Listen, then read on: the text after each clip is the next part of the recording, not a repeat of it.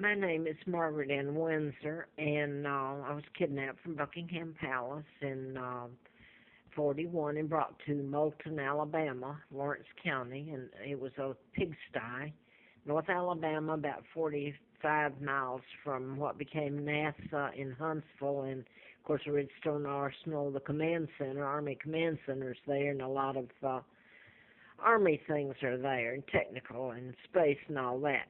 Now then, I was given the name of Peggy Dempsey, married to Childers, and both twins I found out in late '83. I found out about my kidnapping, and both twins had been killed by their mother, Lina, and there was a cover-up. The family covered it up because Dempsey, first of all, would have faced the death penalty, gas chamber in Alabama, and another one is they were promised money to keep me there and hide my identity.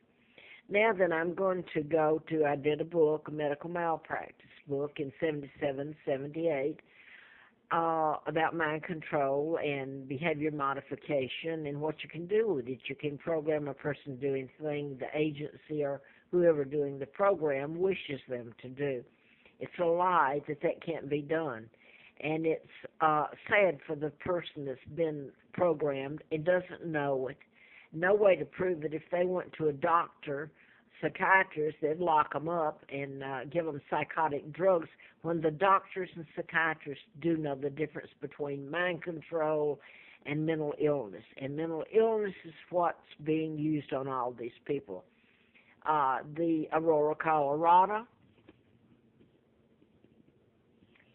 and James Holmes is being fed psychotic drugs. He's a victim of mind control, which is a weapon. Murder weapon, whatever you want to call it, it's a weapon. It's invisible. The ones I speak of, the murders, were done in patterns. And I knew about this back before '70. I just did not know about mind control. I knew they were being done in patterns. But I did not have information about mind control until I was doing the book. And then let me say this, and my time will run out, and I want to get this said on this tape if I can. I had worked for doctors. I got a letter from the FBI. I thought it was because of the book all the things were happening to me. And by the way, I guess I said that, but Larry Flint was shot March the 6th. '78, while I was doing the book in Marietta. He was shot in Lawrenceville. And I got a letter from the FBI June the 23rd of '79 of ongoing investigation, national security involved. It was issued through the federal attorney there. I'm not getting my words together here what I should. I've already done a lot, and I'm sick right at the moment. U.S. Attorney William Harper. And then, even with that letter, I was given antifreeze on April Fool Day of '80, and it was a fiasco what they did to me. I was carried across the state line illegally, and you should think about if you were given antifreeze and supposed to die, and the hell you went through when the doctors you wrote about were at some of the hospitals. I was tossed around, and literally everything in the book done to me. I went to the emergency room for a tox screen on April the 1st to see what had been given me so that I could counteract it or neutralize it. Instead, it was a fiasco. I ended up across the state line, and of all things, I passed a background check by Sheriff Patterson of Madison County, Huntsville, Alabama. And I ended up working for Fred Simpson, the district attorney of Madison County. Now, I didn't know about my ID back then, so I'll say that Simpson was supposed to have married.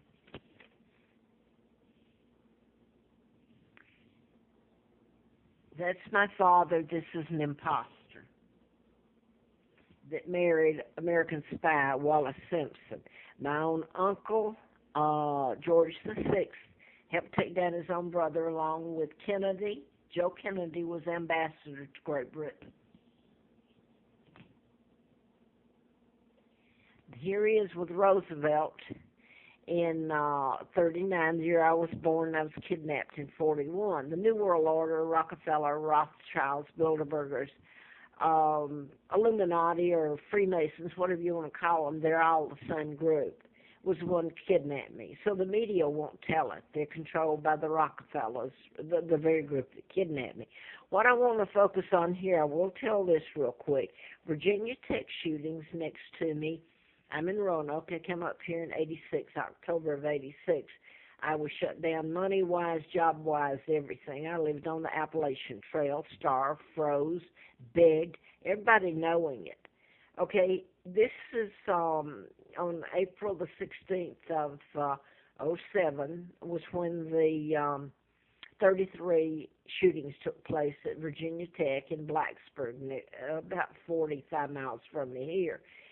And the shooter, who's a victim himself, it's hard to get people to understand. These shooters are killers, whatever the method, the butcher knife or whatever. They're victims of mind control. They have no awareness of what's happened to them or that they're going to do this, and it's mind control. Anyway, the Korean student ended up committing what looks like suicide. And this happened in the Tucson, Arizona, and the Sandy Hook. These were mind control murders. And Timothy McVeigh told everybody that the Army put one up his buttocks. Now that I want to focus, and he's dead, all right?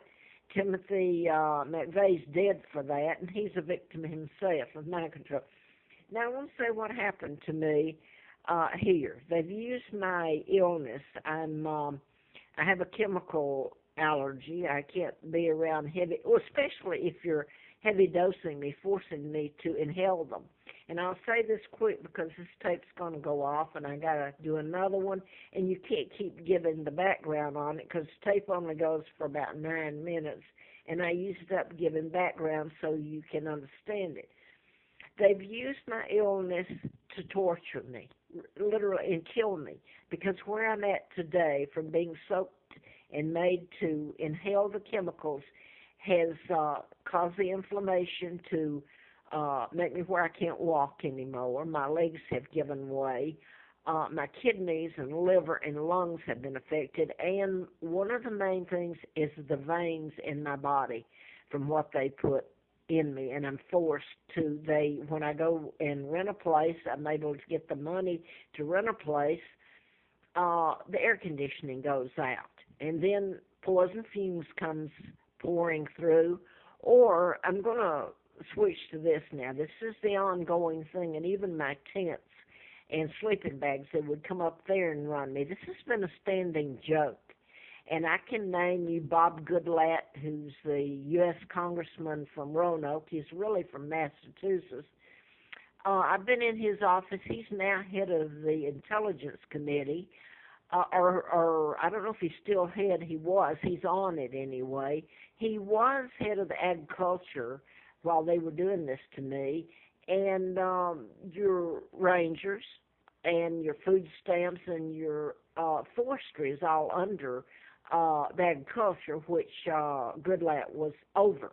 Now I want to get back to this, what they've done with me. This is going off, and I'll have to pick it up with another one, and I'm not going to try to give the background, so I don't know how it comes out. I don't even know what I'll put on this one, the name of it. Today is the 24th of April, 14, so I guess if you're interested, you can look for it there.